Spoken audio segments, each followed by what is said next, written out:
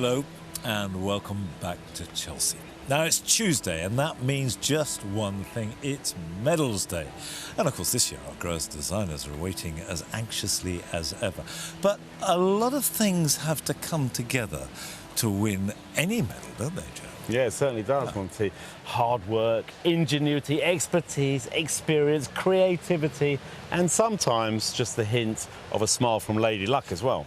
Well, you say luck. The judges, I'm sure, would say it's not luck at all. You know, things outside, like the seasons, plants coming together, maybe it's not to do with the judging system. But this year, to get a gold medal, you actually you need to get 2 points more than previous years. So they've raised the bar. They've made it harder to get a gold medal at Chelsea. So it's a point system that they all accumulate. But I guess that anyone who wins a gold will feel as though they've deserved it. It is really difficult to do that. Yeah, it is. Everything's got to come together. It's got to be spot on. It's got to be a very impressive garden, hasn't it? Well, yesterday we wrote down our predictions. Always a big moment, Monty. But stay tuned as we'll be revealing if we got any of them right later in the show. But let's get started with today's highlights from the RHS Chelsea Flower Show, an event supported by M&G. Coming up, Carol has been to discover if the veterans of the Great Pavilion have managed to continue their golden streak despite the change of season. Actor David Morrissey has taken a break from his vegetable garden during a bumper harvest to join Monty for a chat. And we'll find out how two Chelsea designers, Charlotte Harris and Hugo Bugg, fared when they joined forces on Main Avenue for the very first time. First, though, Nikki Chapman had the privilege of setting her alarm nice and early this morning to join RHS show manager Gemma Lake as she handed out those all-important show garden medals.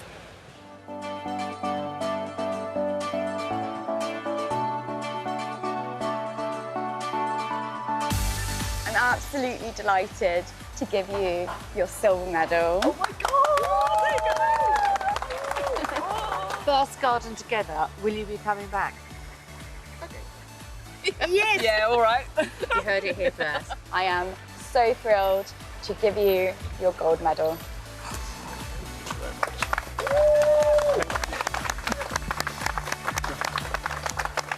Thank you very much. You can now celebrate. The public are just literally coming through your gates, but what a day you've got ahead of you. Well done.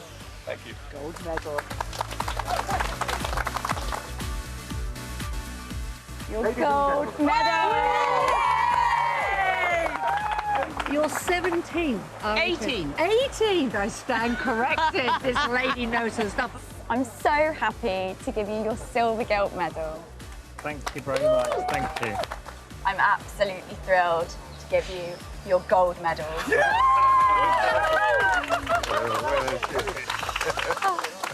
Well done, both. Been working together, what, for 15 years? Yes. First time at Chelsea. Yeah. And they get a gold. I am so thrilled to give you your gold medal. Oh, I'm so pleased. Well done. I'm delighted to give you your silver medal. Thank you very much. Thank you. How are you feeling? Rather knackered after the week we had. I'm sorry it didn't resonate more with the judges, but there we are. On behalf of the RHS, your silver medal. Thank you. Your silver gilt medal. Silver gilt medal. Thank you very much. Congratulations to you. How are you feeling? Disappointed, Oh, are you? very. Yeah, I was hoping to get gold medal, but this is great still. Yes. We're absolutely thrilled to give you your gold medal. An amazing achievement. Thank well you so served. much. Thank you. Wow.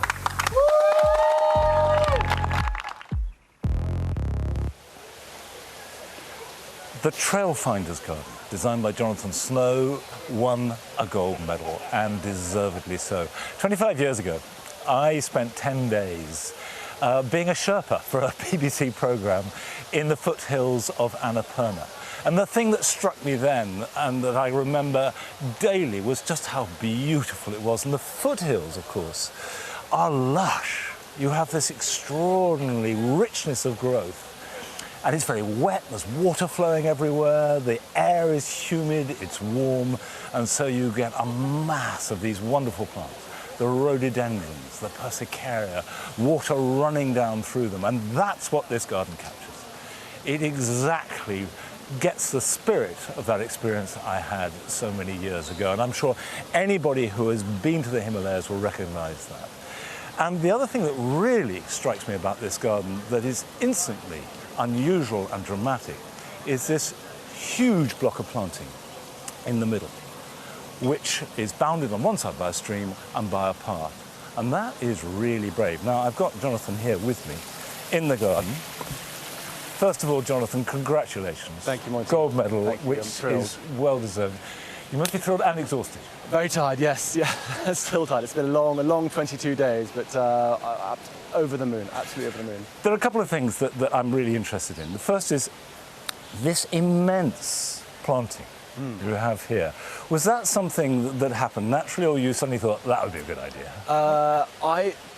I felt that it had to be quite full and lush. What I didn't want was too much colour. Yeah. And I was telling my nursery 3 weeks ago, and I've apologised already, that I was worried about the lack of colour. In the end, too much colour turned up, and I turned it away. So I was happy for it to be full. And why were you worried about too much colour? Because I wanted it to be representative of the landscape. Yeah.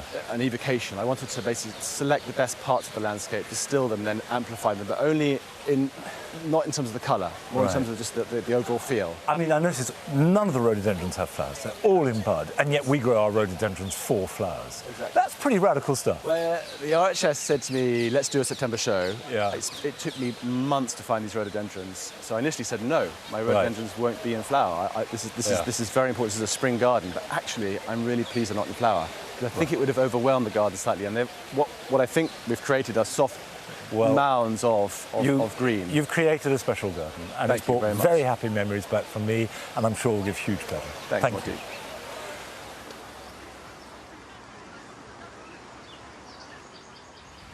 Of course, Chelsea's not all about winning medals. People come to share their passion for plants for the sheer love of it.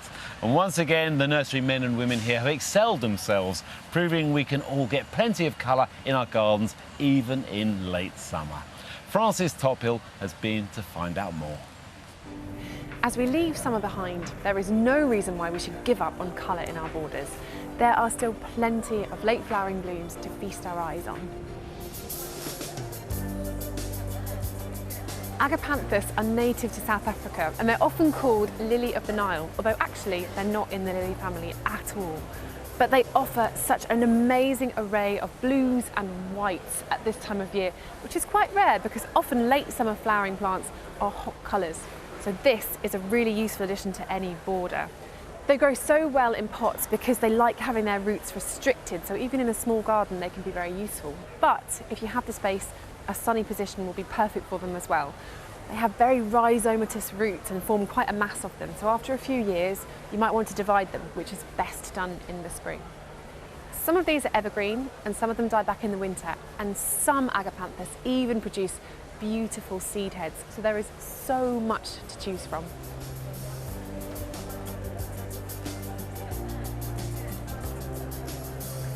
Now this barrow just shows you the true range of colours that you can get from flowers at this time of year. But for me, the one that stands out the most here is this.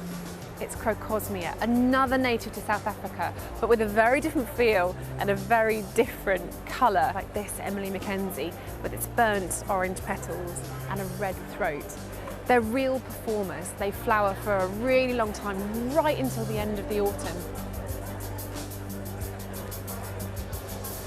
This is another beautiful Crocosmia. This one's called George Davison, and it's much more delicate. You can see that these are in the iris family. They have very fine, strappy foliage, but these are corms, so they die right back in the winter, and then you can mulch them with compost or manure to feed them and protect them from the frost. In South Africa, these will grow in full sun, but in colder climates they can cope with a little bit of shade. Once they've stopped flowering quite so much, which they will after a few years, just divide up those corms and replant them, and that should reinvigorate them.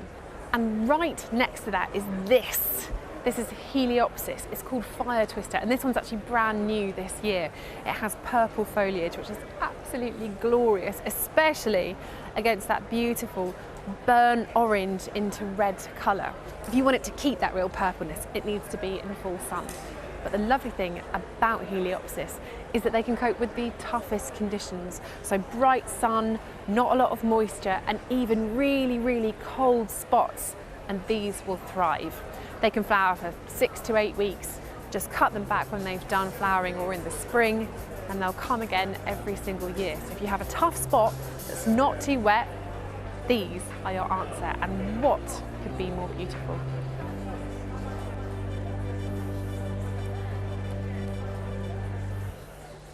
You only have to take a little stroll down Main Avenue to see magnificent examples of late summer planting. But as we all know, gardening is about more than just aesthetics and what things look like. Tom Massey, designer of the Yeo Valley Organic Garden, has set out to prove that you can create a space that's both beautiful and good for the planet.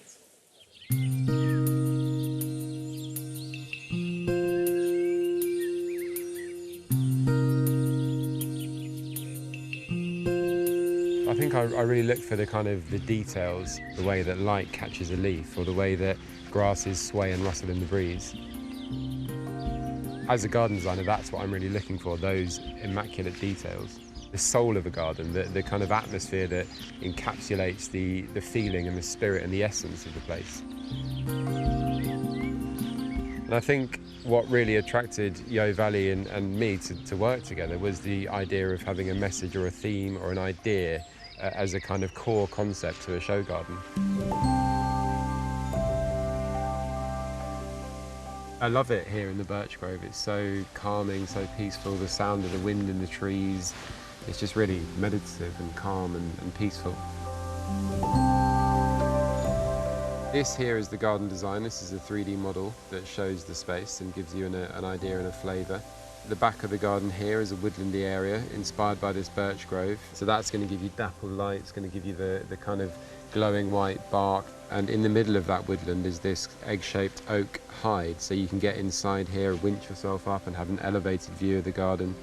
As you move through the space, there's a stream that kind of connects the different spaces.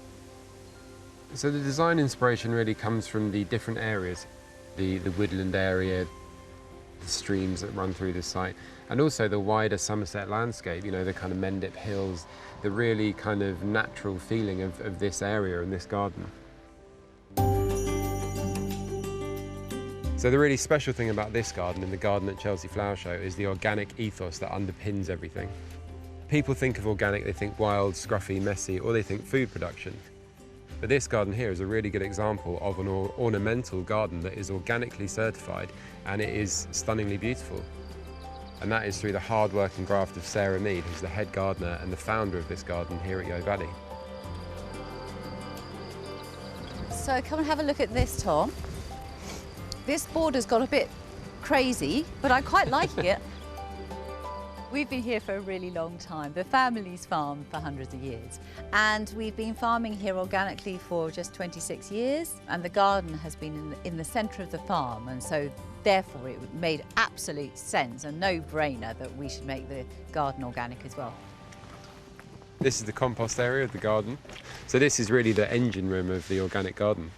We've got some really, really, really good stuff here. Look at that. There's a lot of worms in here.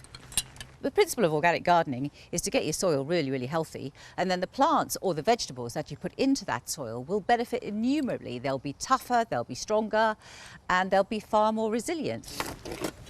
Here we go, Tom. Look. So pleased with it. Nice. That is compost plus grit plus biochar. Biochar is charcoal, basically, which is then incorporated into the compost as a kind of a really good way to improve the soil, to help its water retention, to retain nutrient. The biochar will feature in the Chelsea garden as these kind of palisade walls of charred logs that sweep through the design. So this is what biochar looks like once it comes out of the kiln. So as you can see, it actually really catches the light nicely. It's going to create a really interesting structural, kind of artistic feature running through the garden. This is rain, yeah, this is Somerset. This is probably what it's going to be like in September in Chelsea. This royal fan here, Osmunda regalis, looking really nice actually. The team have done a great job. They've got some fresh growth there, and these might even be taking on some autumn colour by September. So we're really hopeful that some of these plants will actually make it into the final show garden. I'm not saying the garden's not going to be good, you know, we're going for a gold medal, but it just becomes secondary. You know, the first and foremost, most important thing is that we are growing all the plants organically, and that comes with a much higher risk. Not everyone's got the space or the time or the money to go for full organic certification. What we're trying to say is that small steps, small changes, if everyone makes a small difference, that will equate to a big change.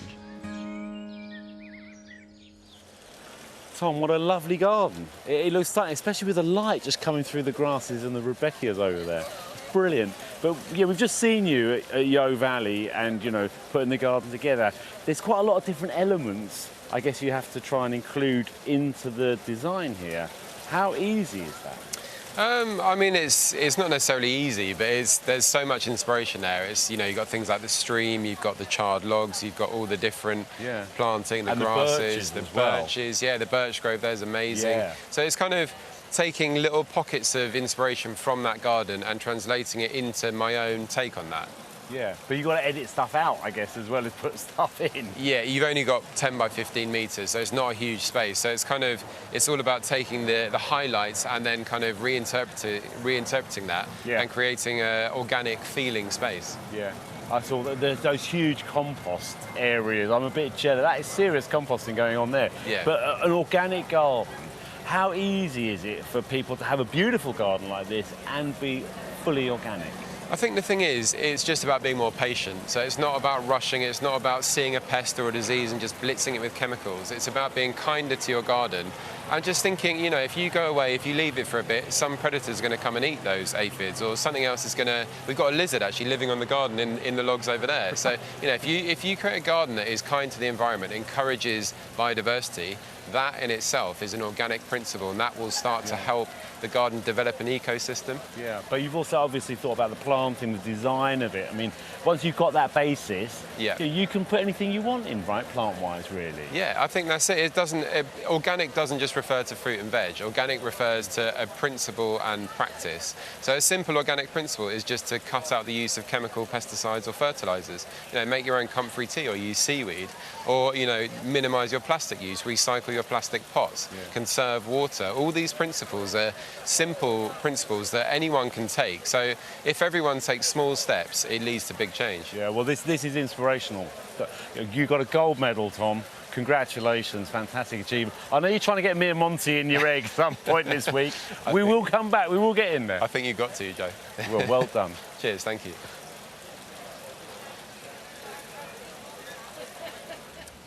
Away from Main Avenue, one of this year's brand new judging categories is the Houseplant Studios.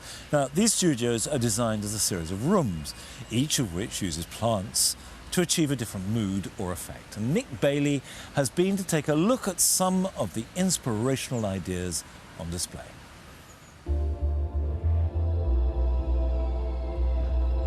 Welcome to the Houseplant Studios.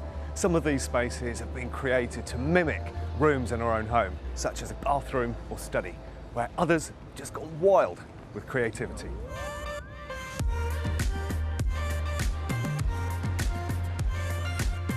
This space is known as the Green Room, and it's fantastically lit in lime and pink. There's even a mirror ball up there, which kind of reminds me of my own garden. Now, it's all about creating a jungle vibe in here, and all of these hanging plants, I think, do that extremely well. I almost feel like those lianas that you see in the rainforest. And two plants that work brilliantly in these hanging containers are these just here. This is Nepenthes. It comes from the rainforest from Southeast Asia, and it needs quite a moist environment, so it's going to do well in a kitchen or a bathroom. It needs to be regularly misted to keep it happy. And then beside it here is this Medinilla with its huge pink flowers. When you buy it, it's nearly always in bloom, and you get many, many months of colour.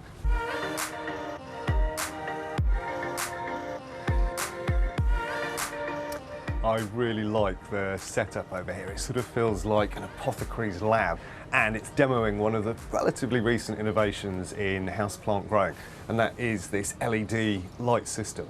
What's extraordinary about it is it means that you can grow virtually any plant anywhere. It gives you a complete spectrum of light, and it hardly uses any electricity. This is the forest in your home studio, and it's all about creating that sort of rainforest vibe. And plants like this, of course, come from that environment. This is Ripsalis, which is a type of rainforest cacti.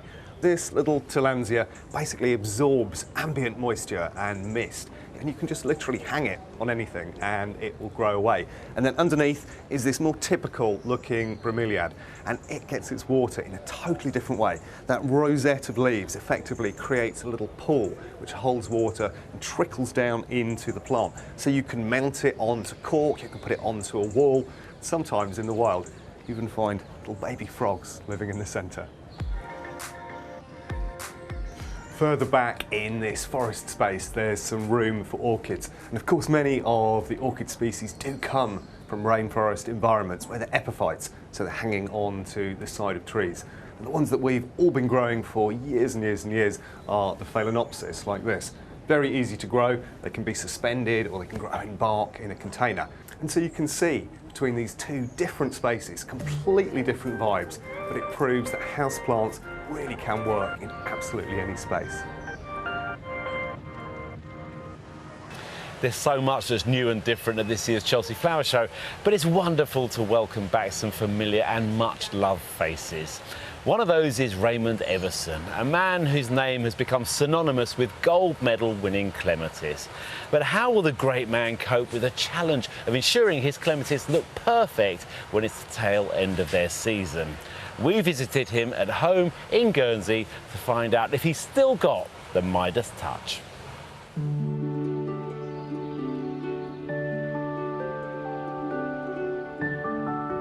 My love of clematis, I guess, really started when I went to Chelsea Flower Show when I was age 16.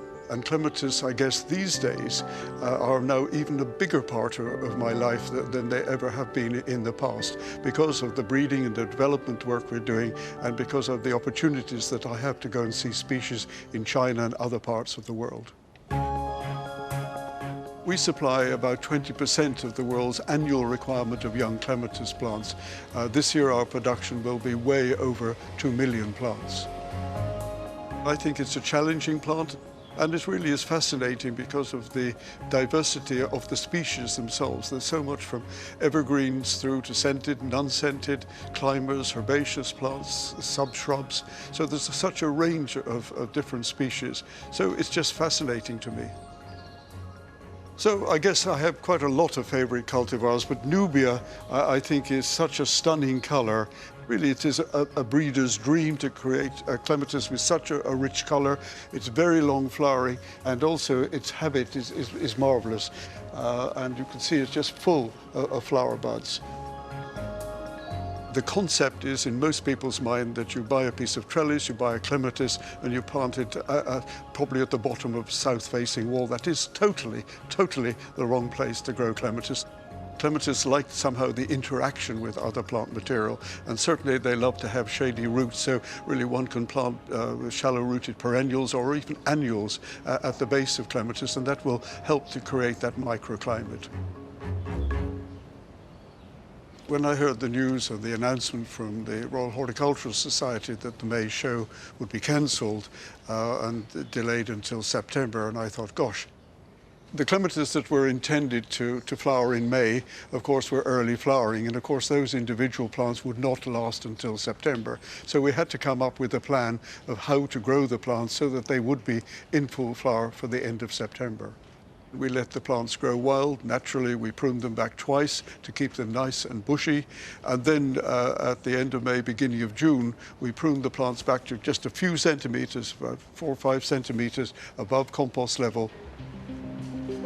So the clematis for the show have really grown well, in fact too well, and they're possibly a week or maybe even two weeks ahead of schedule, so we really need to cool them down. And this is one of the cold stores that we will use them, and they'll be in this for a period of time.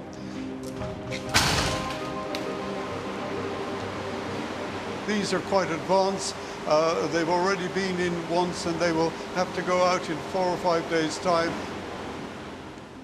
As we get closer to the Chelsea Flower Show, it's a matter of inspecting really every plant and just checking if there are some old flowers like this that really are going to fade and be terrible.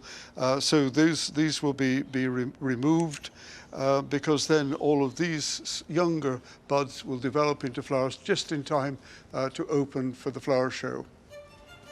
So having grown the plants and getting them into flower, and just a few days before the show, then we tidy them up for the last time. So I'm really relieved when we get to Chelsea and I can open the back doors of the lorry and see that everything is okay. We will be taking one new variety to Chelsea Flower Show this year, Sukiko, which is really a fantastic plant, and this has lovely white flowers. I really love white flowers, very lovely contrasting there. It's really a great plant, flowering here, lots of buds to come, and even new growth coming with all the flower buds here. So really a fantastic plant for growing up through roses and perhaps at the base of an archway. It would look so elegant with all types of roses, obviously particularly red roses. It can grow in a tub or a container as well, as long as it has a shaded root system. So a really good new clematis. We have some really top quality plants. We will have 2,500 plants and upwards of 10, maybe even 15,000 blooms on our exhibit.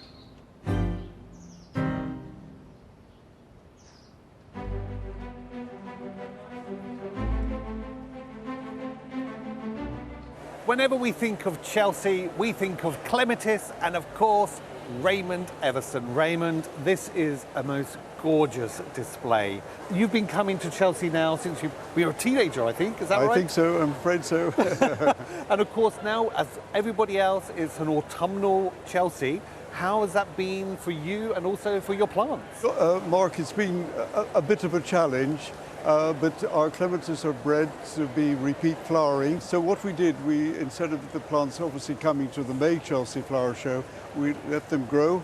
We trimmed them back a few times, and then really at the end of May, early June, I cut them all back to sort of 6 or 7 centimeters, took all the leaves off them, and then we put them in the cold store and said, guys, have a winter, come out and flower. Well, they certainly have. I mean, how many have you got here on the display? There's about at least 2,500 plants. Wow. So a lot of plants. That is a lot of plants. That's probably, what, 20, 30,000 blooms, something like that? Absolutely, absolutely. So that's a lot of clematis. That's a lot of clematis, exactly. Raymond, can you just tell us, what does it take to breed such a beautiful clematis, such as the Duchess of Cornwall? Well, Mark, what we have to first do is select the parents and then grow the parents on, and then pollination takes place. But it's really a long process. It takes really 8 to 10 years to develop a new clematis before we put it on the market, because we continually test it and check that it's a really good plant. Well, Raymond, congratulations, you got a gold. Am I right in thinking that's your 31st gold? I'm afraid so, yes. Well, rightly so. I mean, it is the most stunning display, and I know that people all around us are just constantly taking photographs, and I know they will be asking lots of questions about these beautiful clematis. Mark, that's very kind, thank you. I remember going to visit Raymond in Guernsey 30 years ago, and it's wonderful to see that he's still bringing that incredible burst of colour to the pavilion. And in a moment, we're going to find out how some of our other Chelsea veterans have fared. But before that, let's have a look what else is coming up this evening from the RHS Chelsea Flower Show, an event supported by M&G. Adam Frost is back every night this week with accessible design ideas to help you revamp your outdoor space in time for spring 2022. Arit Anderson is stepping back in time as she visits the artisans to enjoy a garden that evokes a simpler way of life. And we will be revealing the winner of the ultimate Chelsea accolade, the RHS Best Show Garden 2021. Time now to catch up with Carol, who's been searching out some familiar Chelsea faces we're used to seeing in May. She's finding out if they've managed to achieve success in September.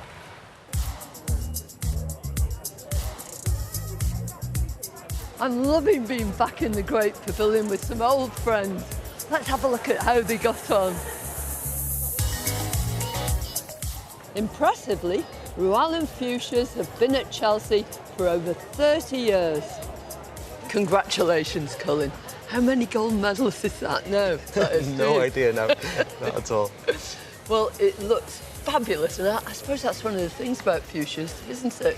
They just carry on and on and on. Yeah, we've been in flower now since about April, and this one's pushing the limit a little. We're at the end of it now, but yeah. Do you think there's anything really special that drew the judges' attention? Yeah, I think we've got a few on there that, you know, we wouldn't have normally in the May show, so it's an opportunity, isn't it? Yeah, that lovely feline with those long white flowers. Beautiful, absolutely beautiful. It's a gorgeous one, isn't it? Really is. Well done, I hope you have a brilliant day. Thanks, Carol, I'm sure we will.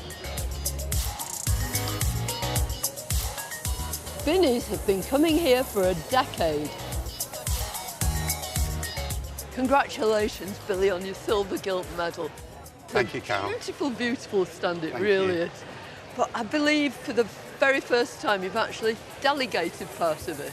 Yeah, as time rolls on, I thought it was time to give some of the younger members of the team an opportunity to come in and start building. And to get this on their first attempt is absolutely amazing. I'm so pleased for them. Congratulations, Billy, to you and all the team. Thank you very much, Carol. Thank you. Dibleys specialise in streptocarpus and begonias. Congratulations, Lynn. Another gold medal. How many is that? 31. And how many times have you been coming? 32. Were there any particular challenges this year? Well, we only actually really confirmed 4 weeks ago that we were coming to the show. Really? Yeah, so it was a little bit of a mad dash to make sure we got plants to one side, growing, looking nice, looking after those, as well as doing all the other jobs we normally have to do, and then choosing, you know, the best plants we have to bring to Chelsea every year. Well, you certainly did it. You did it proud. Thank you. Tomorrow, we'll meet more medal-winning nursery people.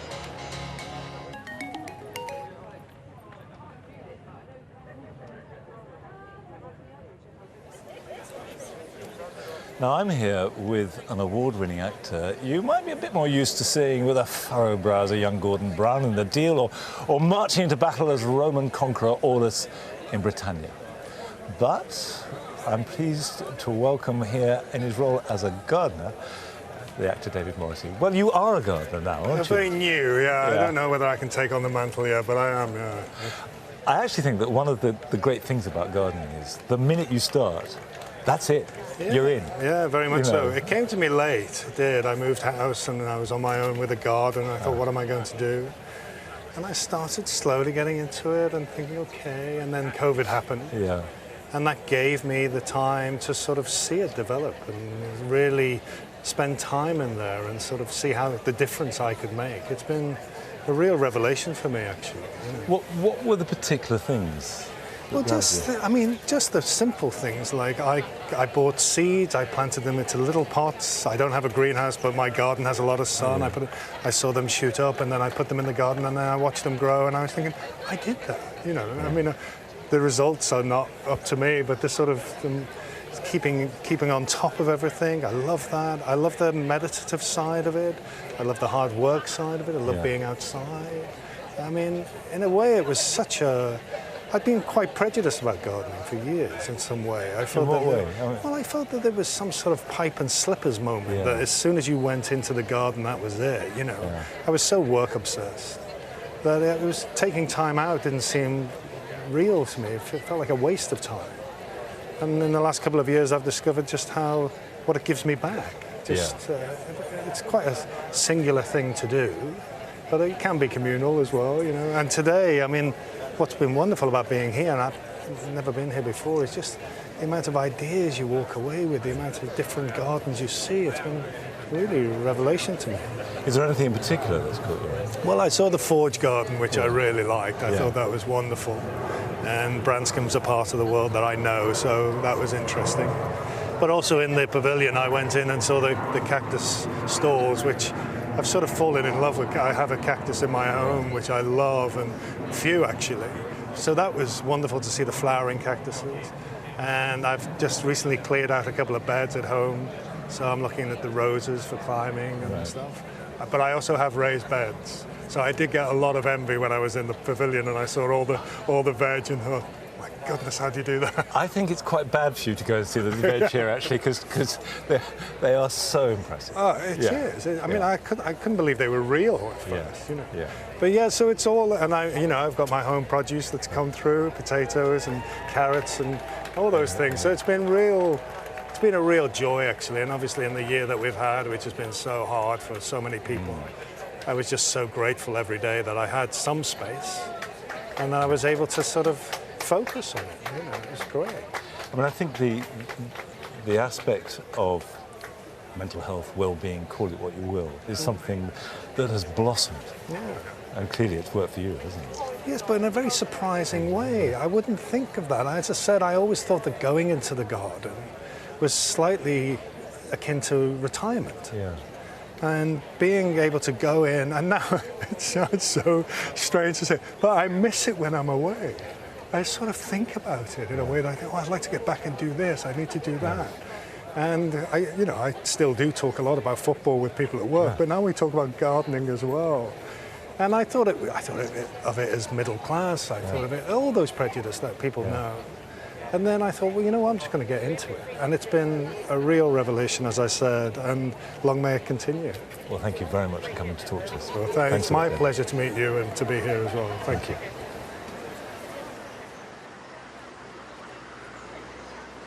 Over the last few years, we've had the pleasure of watching designers Charlotte Harris and Hugo Bugg blossom before our very eyes, going from helping create other people's show gardens to being gold medal winning designers in their own right. This year, they've pulled their creative resources on a passion project they hope will leave a lasting legacy for one urban community and inspire others to do the same.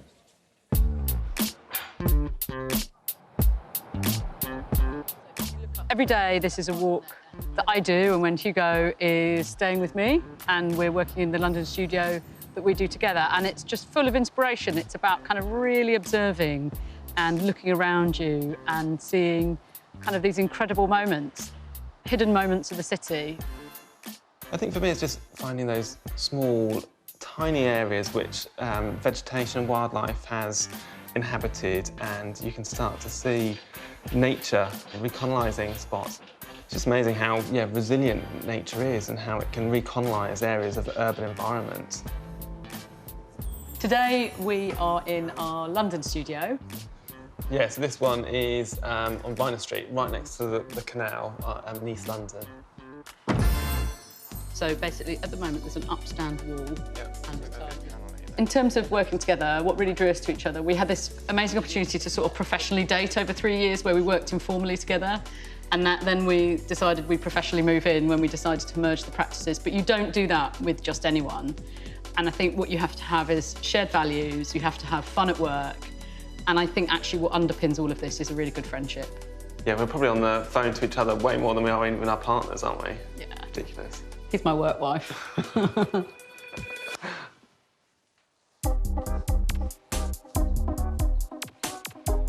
Our approach is really, rather than trying to impose a design style, it's really looking at the nature of the landscape we're working on and understanding its history, its geology, its background. On our walk to work every day to the studio, we walk past this heavy-duty sheet piling which is holding back the sides of the canal. But we just loved that dark metal finish contrasting with the green and how it's just really honest. It's really honest material and just reflects so well to this urban environment.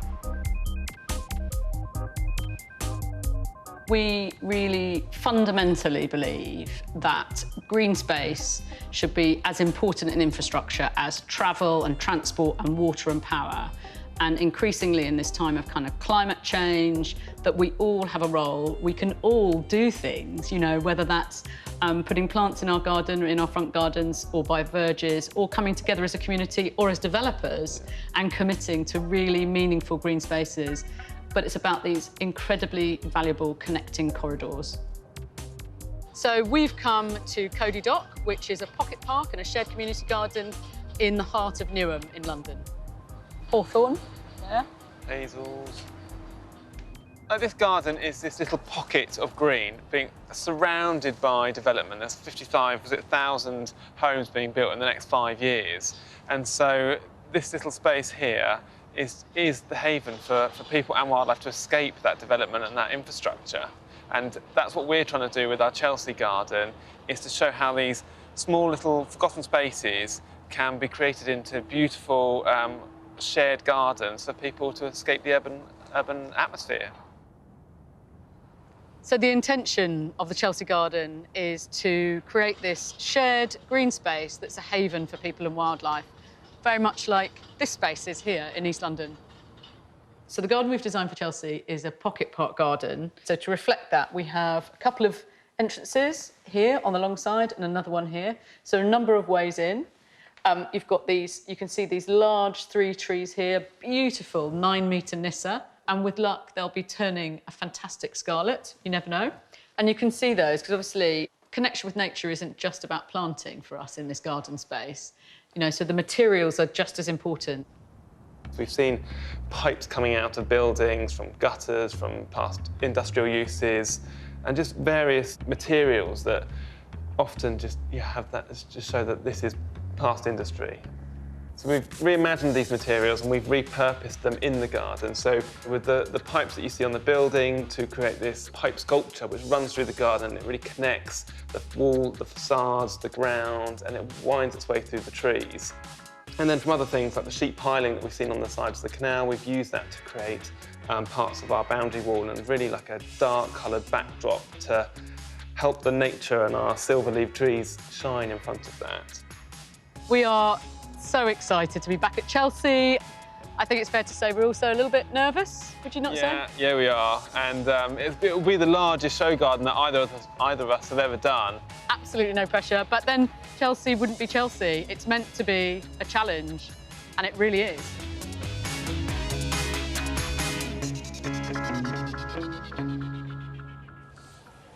Here you go, Charlotte. What a fantastic garden. You know, it's a community space. I can see it populated with people connecting with the planting, the beautiful planting and nature right in the heart of the city. Are you pleased with how it's turned out? Yeah, thanks, Joe. We're really, really delighted with it. And it really was important to us to talk about shared spaces, public spaces in towns and cities really where we need them most.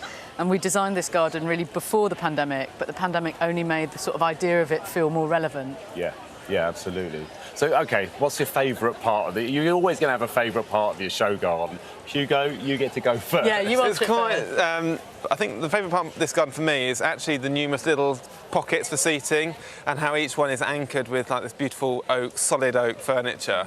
And there's, you know, a large one here that 2 or 3 people could sit on, yet further back in the garden there's like a little boulder just for one person with lots of little detailed planting around it. So for me, it's the numerous opportunities for people to go and sit. Yeah, the little pockets of areas to sit in.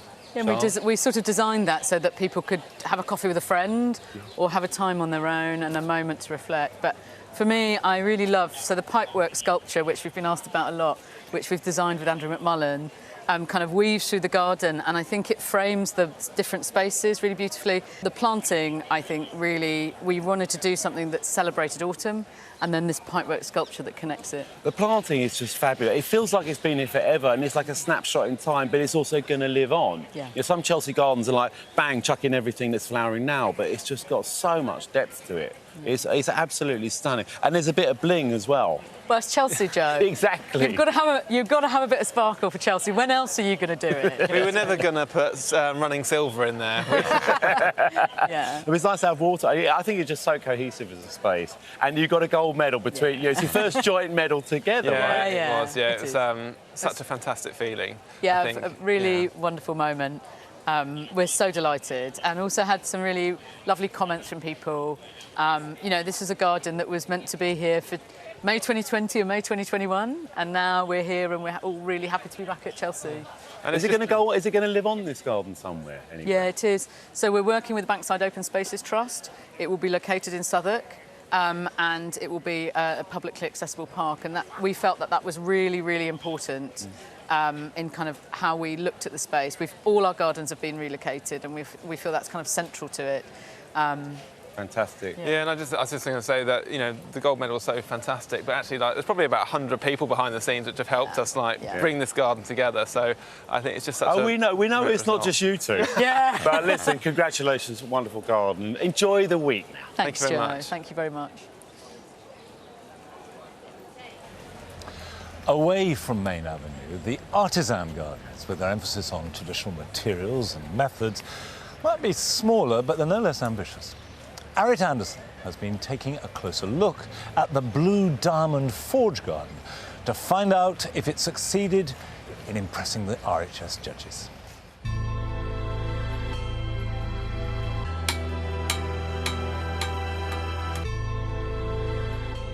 The best artisan gardens have a real sense of character. They have detail, and this garden is no exception. It's the Blue Diamond Forge Garden, and it's based on a 15th century forge. You can't smell it, but there's coals going on in the background. Very, very evocative.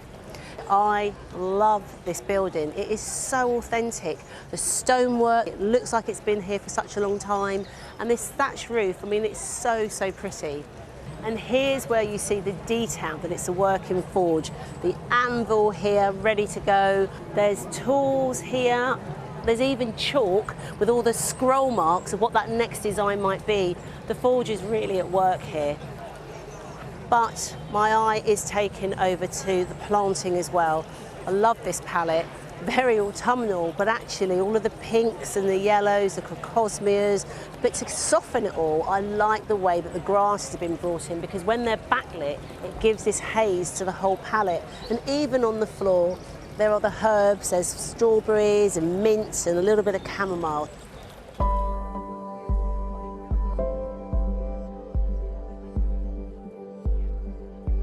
I have to say, I really adore this water feature. It's so pretty to look at, but the sound of it, and also it activates the imagination, because you know that that worker would need to come here, utilise it as part of the metalwork. The judges awarded a silver medal. Now, in their feedback, they absolutely loved that building. They felt it was one of the best built on the show. However, the proportion of it was slightly big, and the water that surrounds the garden was a little bit mean. So this is a design detail, even down to the fact that this branch here would have made access for that forgeman a little bit difficult. It's Chelsea, they are looking for perfection. In my opinion, this garden is outstanding. The authenticity, and that's what I look for in an artisan garden, is second to none. So well done to James and the team.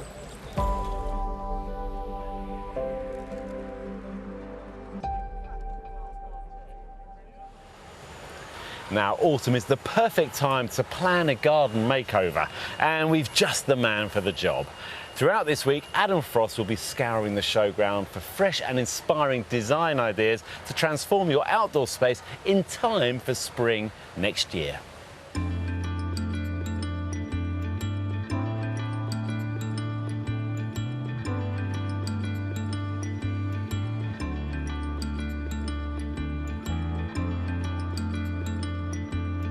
Here at the Chelsea Flower Show, there are some great gardens. Designers are not bad either. They're all striving for excellence. But how, in reality, do you take ideas from gardens like this and put them into your own garden? Well, welcome to Take 3. Throughout the week, I'm going to go into a garden, try and pick 3 ideas to help you with your garden at home.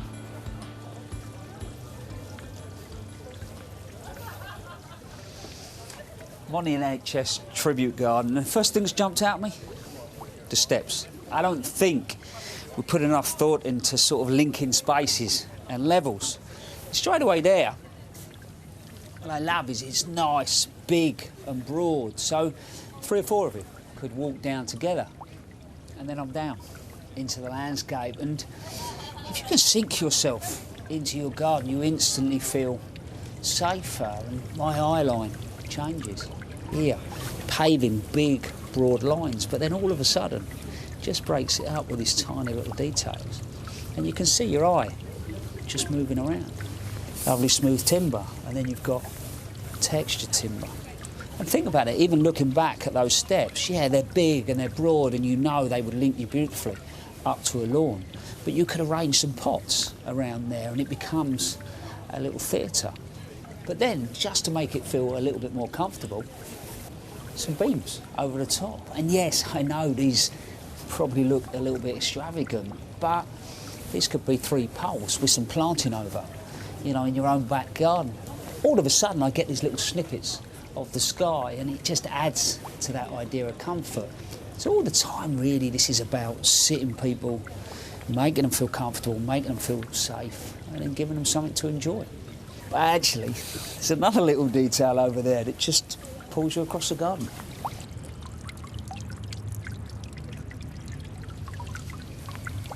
It's interesting, the moment you start to move down the garden, you realise you've got these big, strong lines, and they more or less stop.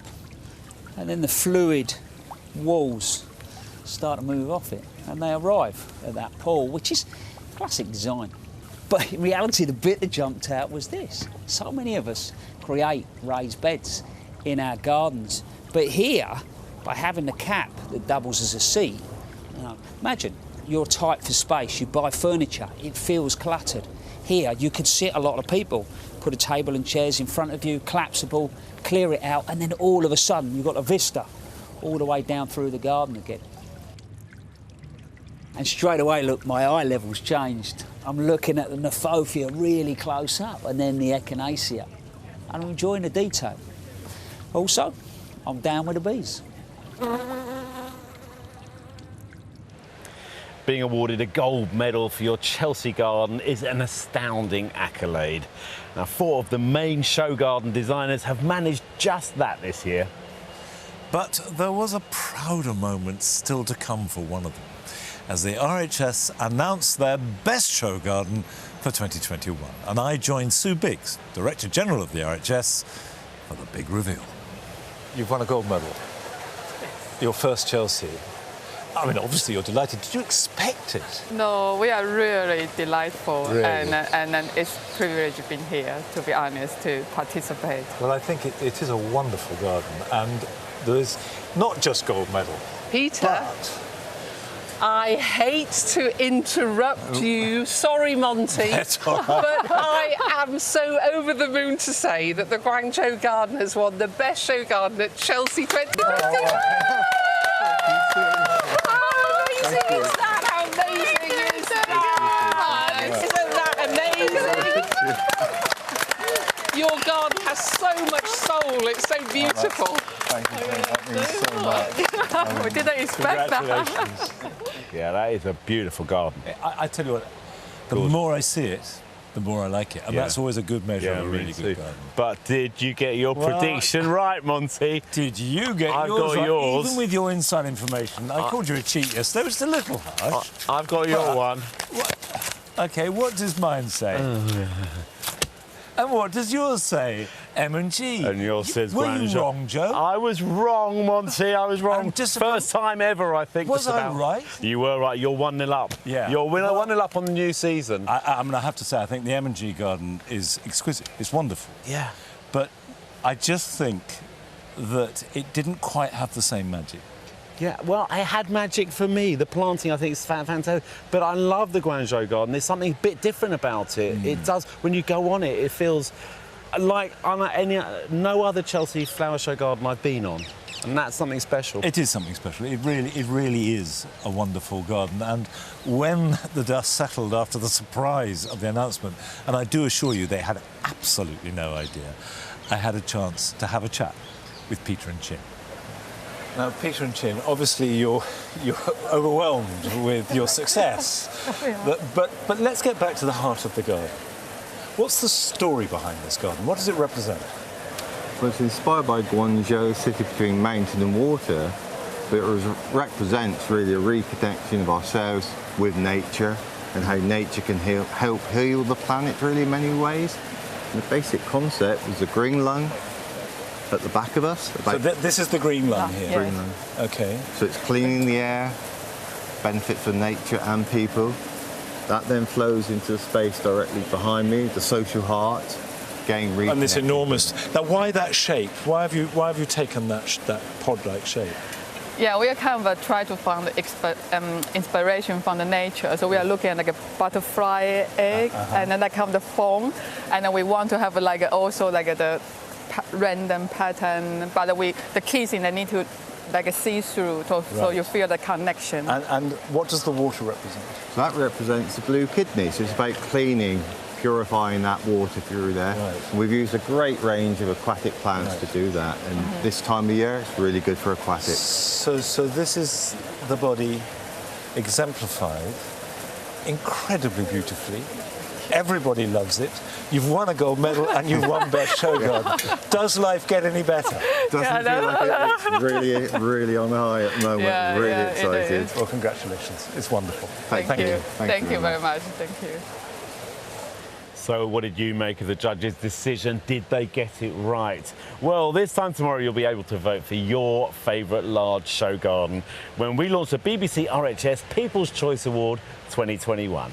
Right, now it's time for one of the things that's becoming a bit of a feature at Chelsea. It is Ask Monty and Joe. There Jazz you go. hands. Yeah, jazz hands indeed. But I can tell you're in the mood, Monty. Right. Katie Harwood on Twitter said, what are the best plants for a small garden which is in shade 90% of the time in East Yorkshire?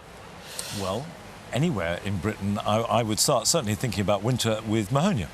Yeah. It's a bit prickly, but fabulous flowers, really good fragrance, and very good for pollinators early in the year. You know, it's a great bomb-proof. I mean, absolutely bomb-proof. I like Hakonoclea macra. You know, the evergreen Japanese grass. It's on a lot of gardens out here, and it's the macra's just green, and the aurea is golden, and they're beautiful grasses. And I know it's used everywhere, and I know it's cliched, but Alchemilla mollis is always lovely, and it will grow in deep shade, in drought.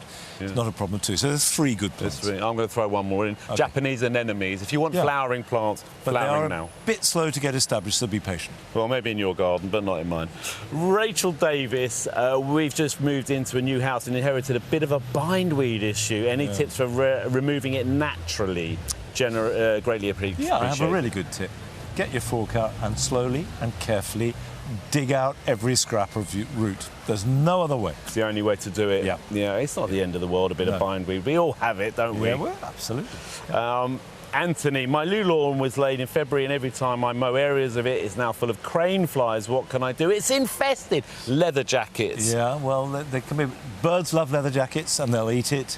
Crane flies, birds eat. I think we just have to accept these Get the things. birds, It's it brings nature. the birds in. It's nature. Yeah. Embrace nature. Yeah. Well, keep those questions coming.